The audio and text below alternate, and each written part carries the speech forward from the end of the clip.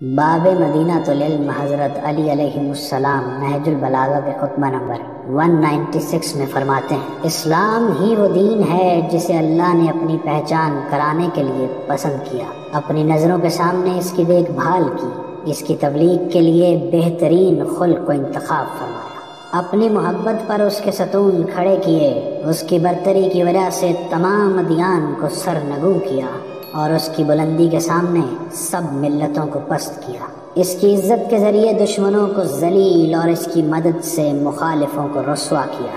اس کے ستون سے گمراہی کے کھمبوں کو گرا دیا، پیاسوں کو اس کے تالابوں سے سیراب کیا اور پانی اڈیلنے والوں کے ذریعے حوضوں کو بھر دیا، پھر اسے اس طرح مضبوط کیا کہ نہ اس کے بندھن ٹوٹ سکتے ہیں، نہ اس کی کڑیاں الگ الگ ہو سکتی ہیں، نہ اس کی بنیاد گر سکتی ہے، نہ اس کے ستون اپنی جگہ چھوڑ سکتے ہیں، نہ اس کا درخت اکھڑ سکتا ہے، نہ اس کی مدت ختم ہو سکتی ہے،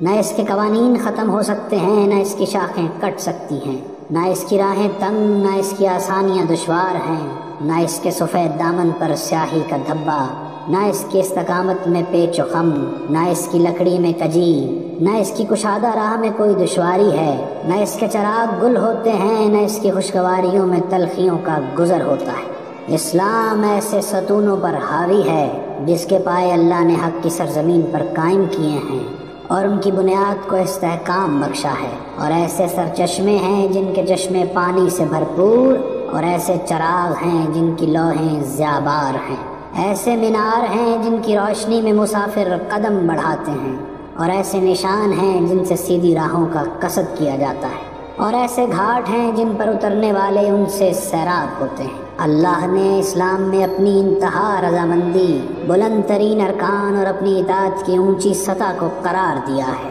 چنانچہ اللہ کے نزدیک اس کے ستون مضبوط، اس کی عمارت سر بلند، اس کی دلیلیں روشن اور لوحیں ضیابار ہیں، اس کی سلطنت غالب اور مینار بلند ہیں، اور اس کی بیخ کنی دشوار ہے، پس تم اس کی عزت باقی رکھو، اس کے احکام کی پیروی کرو، اس کے حقوق ادا کرو اور اس کے ہر حکم کو اس کی جگہ قائم کرو۔